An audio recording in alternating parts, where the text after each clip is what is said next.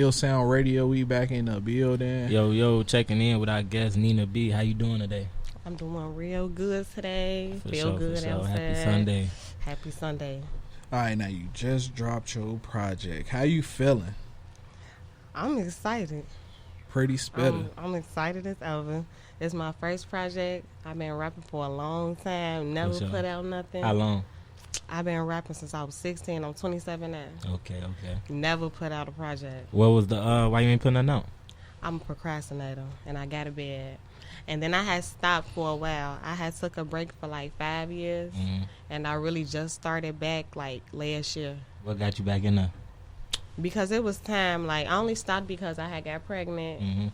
So I'm like, I need to, get my life in order and make sure my baby situation. And then I'm going to go back when I know I'm going to be consistent this time. So was that really procrastination or like, shit, life just happened? It was both. Really. It was life. And then when I started back, it still was procrastination.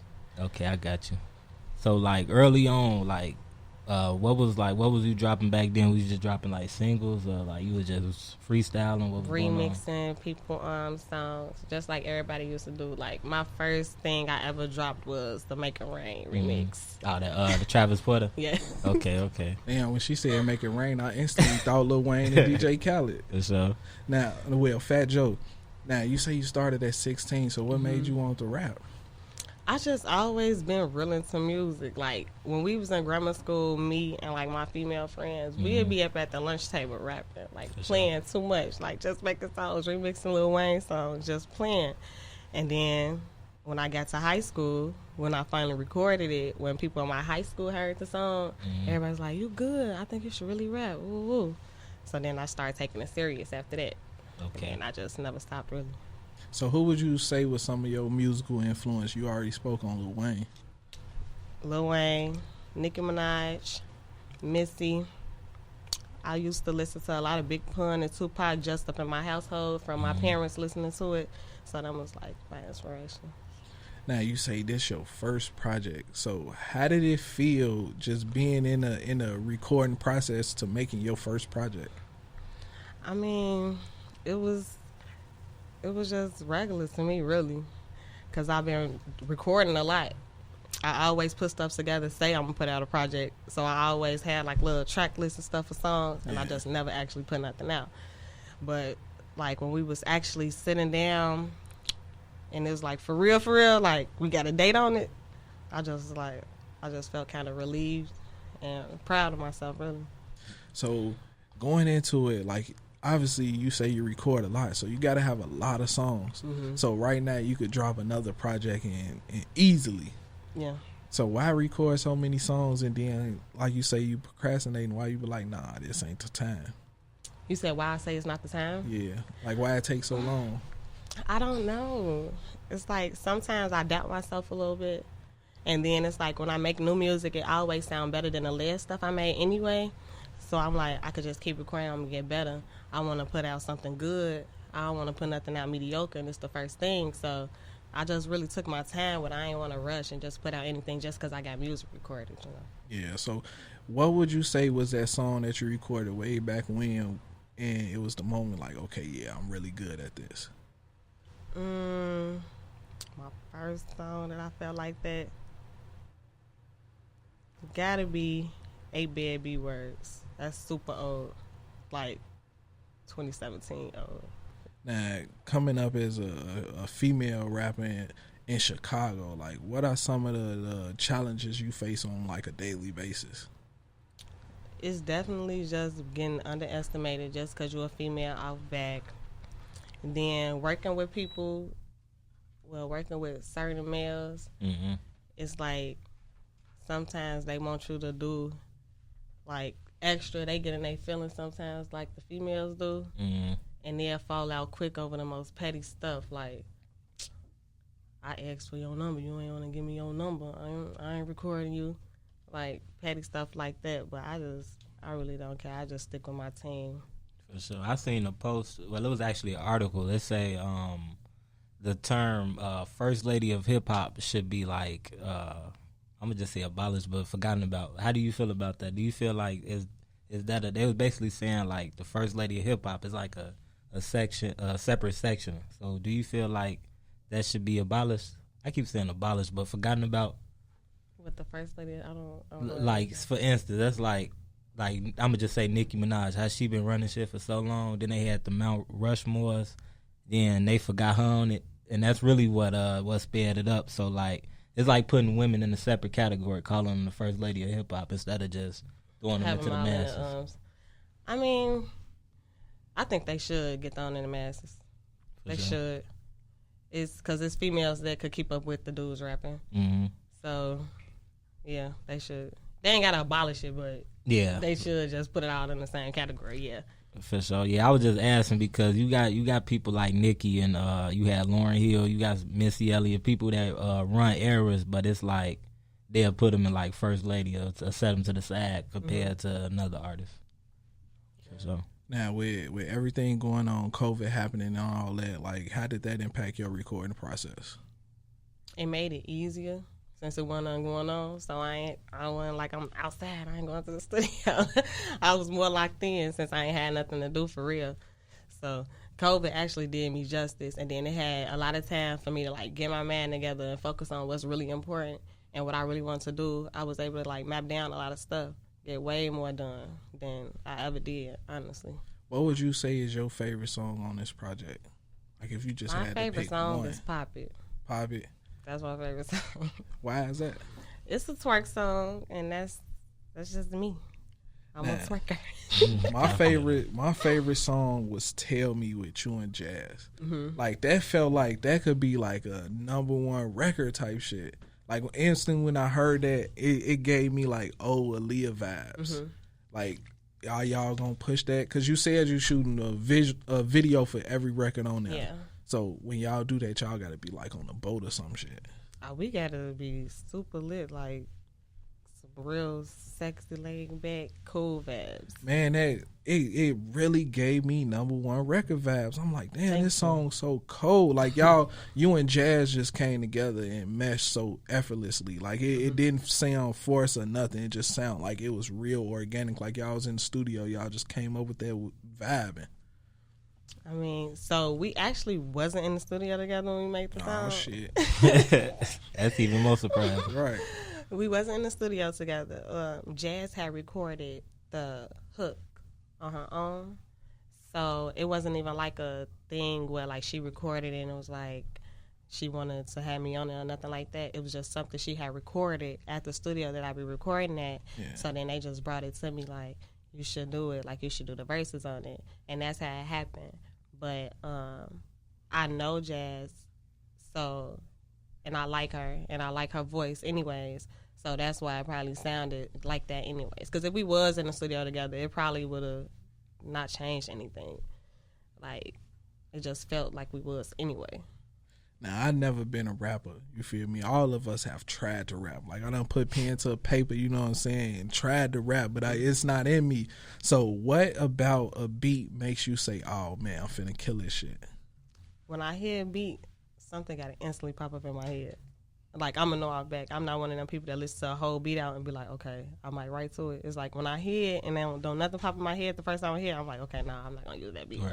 Something got to pop into my head as soon as I hear the beat.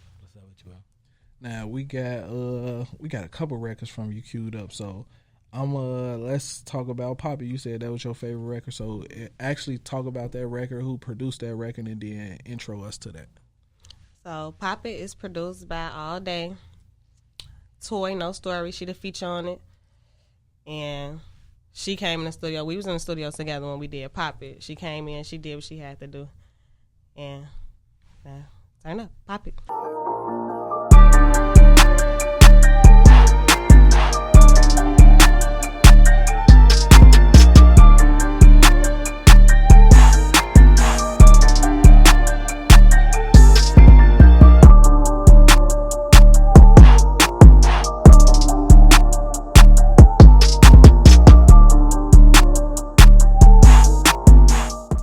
Yo Sound Radio, we back in the building. Yo, check it back in with Nina B. And I got a question about your Pretty Spitta album. What was your mind state of going into developing it? Because like those type of albums, it's like Pretty Spitta. That's a name that you know what's going on in it. So what was your mind state? Make it. Well, because I call myself the Pretty Spitta anyway, just because I feel like sometimes when I rap, I'll be saying some real grimy stuff, but I still sound pretty when I say it anyway. Right. It's like real girly. I say it, and there'll be some shit that'll probably be some real grimy shit. Right. But you ain't even listening to it like it's grimy because it just sounds so pretty when I say it. So that's how I came up with the Pretty Spitta. For sure. The title, period. But the songs on there, I wanted the songs to be like all songs that's like independent, doing what you want, getting money, being lit, all of the songs like in that category. Now, with everything you just said, have you ever been in a situation where a man was hating on you? I feel like I was in a relationship with somebody that was hating on me before. That's tough. That's very tough, but it happens. I can't understand. Well, I've actually seen one of my homies. He was in a relationship with a woman that was accomplished, and I couldn't understand why he felt like a little man in that situation. It's like, bro, your woman doing that shit, turn her up. You feel me? Like, you don't gotta always look at it from a negative aspect. Like, if she lit, then shit, find out how you could get lit with her. You feel me? It just be weird. I think it's a pride of man thing. I don't know. Y'all tell me. Like, I just feel like, like the dudes, they want to be better than a female, because if they're not, they're probably gonna think like, she gonna try to find somebody better than me because I ain't up on her level. That's, like I say, that's weird. It's very weird. I've never been with a woman. You shouldn't even think like that. I've never been with a woman that made more money than me, but if it was, I wouldn't feel no type of way. Like, how is that making me less of a man? You feel me? I'm going to say, hey, man, get some real estate, invest in stocks, let's turn up together. We can do this together. And if you happen to leave me and go on to another man, then, hey, I made you better for another man. Exactly. That's how I look at it. You feel me? We need more people. That's tough. making somebody better. For I ain't saying I'm against it, but that's how you got to look at it, though. That's how you got to look at every relationship you've been in. You know what I'm saying? Now, we played Pop It before we went to break. Now, you say you always wanted to make a club anthem. So what is that moment like when you in a club and they play your record? When I get good feedback out for Pop It. People, I feel like it's just because it sounds like a dancing song. So if nobody heard it before, it's always going to be a few people that's going to turn up to it. Off bat. But what's that moment like when you in the club and they play your record? Yes. Oh, I'll be... That's me on my baby. I'll be instantly all the time. For sure. Now, being a mother in Chicago, you feel me? What are some of the difficulties you face as just being a mother raising a child in Chicago? Well, I have a son, so I'm always on like defense mode. I'm like, he grow up, I'm gonna have to worry about this, I'm gonna have to worry about that. Even now, like, it's been females getting shot with their kids in their hand. So it's like I get anxiety sometimes being a male, a boy mom. Like, I've been outside before, literally, like, walking outside, finna take him to go get some ice cream, shooting. And it's crazy because it was like around the time when a lot of females was getting shot, and I had said, I'm like, I wonder, like, if something was to happen like that to me, how would I react? Like, would I be able to, like, move fast enough with him? All that. It go through your mind because it's really happening. Yeah. And it end up happening to me. So I'm on the phone, I'm on FaceTime, and we walking down the stairs, and I'm hearing it, and I'm like, it sounded like firecrackers. Then it got real close, like, went right past us. I grabbed him so fast, and I'm running up the stairs like, oh, my fucking God. So then my baby, he was like, they just shoot him up? I'm like, yeah. We go around the corner, it's somebody shot right there. Man, that's I'm fucked like, up. It's so close, and it's crazy that you got to think like that, and you got to try to prepare yourself for that. Like, he can't even, like, just be out. I'm going to always be paranoid. Like, I'm always paranoid when he outside, always. Man, when we was kids, we never had those thoughts in our head that our parents were scared of us going outside, going down the street, going out to play.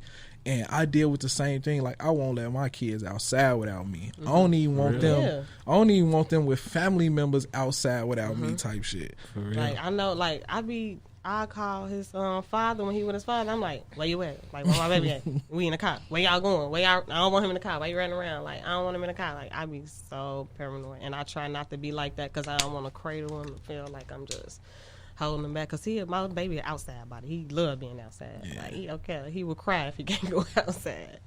Man, it's amazing being a parent, but these are a lot of things we have to deal with. And I think even if we were in like a safe environment, I still feel like that. Like, man, I don't want nobody snatch my kid. I don't want my kids to deal with bullies or anything. Yeah. And I'll tell you a time when my son, like when he was younger, we used to always buy him Jordans, and I stopped buying him Jordans because that shit ain't matter at the end of the day.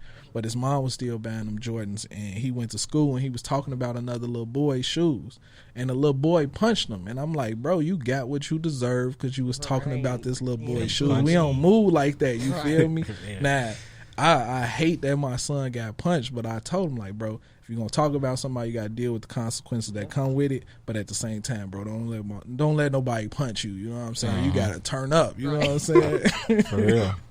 But man, being a parent it's not easy, man. It's not easy. It's not. But I feel like when we was growing up, it kind of was more chill than it is now. Mm-hmm. So like we just be like, I don't know. And when we was growing up too, it was more people to be accountable for us. Like if you go down the street, you got one of your mama friends, you call auntie. Shit really ain't like that no more. The candy stores, all that's like you were a real family in the neighborhood. For real. Now it's like, yeah, man, for himself when you go outside. Yeah, so you go outside, you don't know nobody. For real. You don't got that village. That? Like, for real. That's annoying. To get back to the music, like how has social media influenced your music? Because when we was off air, we was talking about artists dropping too much music. You know what I'm saying? Do you ever feel like you in a rat race with social media? I do sometimes because I feel like if I don't put out stuff, that people gonna forget, like, and then it's like starting over, like starting from scratch. Mm-hmm. So I always try to like put content up, but it's like, you know, like we live a regular life, like a lot of stuff get in the way sometimes. But I mean, you gotta be active on social media. You gotta be active all the time. Like it don't even matter. You got to, even if you putting up a quote. Now, with this being your first project, how did you celebrate the completion of your project? We had an album, Blaze Party. It was lit. Everybody was drunk as fuck. Everybody was drunk as fuck. We had drinks named after all the songs. I'll tell you, what was the best drink? The drunk shit drink. My God. Had to be. Drunk shit. For sure. So how was it going? Like, as the song hit, y'all try to drink, or it was just all out there to try? No, it was just a little mobile bartender, so she had all of the drinks right there. Everybody going, "Hey, what you get? What you get?" Oh yeah. Oh yeah, that's him. Yeah, we was lit up. I ain't gonna lie. That sounds like a good time. Yo, it's your boy Biko. Make sure you head over to the Apple Store and Google Play Store and download the iLLANOiZE app right now. From there, you'll be able to stream iLLANOiZE Radio live every Saturday from 4 to 6 p.m., as well as stream podcasts, watch interviews, check out the latest news, and so much more. So head over there to your App Store and download the iLLANOiZE app. We play Pop It. You say that was your favorite joint off the record. Now, if you just met me and I don't seem like I'm the turn up type of guy, what record would you push me towards? Pussy. Go ahead, explain that record, because you said it got a double meaning. So, when you hear Pussy, of course, that's what you think about. Facts. You're thinking it's probably going to be a freaky song, but it's not. It's really it's like a bossed up song. Like, niggas be talking all of this, and I'm a female, and I'm doing all of that they be talking in real life. They just be talking it, and I'm living it. All right, now, before we get up out of here, tell everybody how they can get in tune with you, stay in tune with you, and you got to promote that project one more time. Pretty Spitta EP out now everywhere. Go get that. iTunes, Spotify, Apple Music. Make sure y'all go download Pretty Spitta the EP. You can find me on Instagram, PS Nina B, Twitter, PS Nina B. What else? Snapchat, She's Nina B. Like, go run them views up. Pussy video out now. Pop It video out now. Throw It Back video out now. And we finna just keep on going.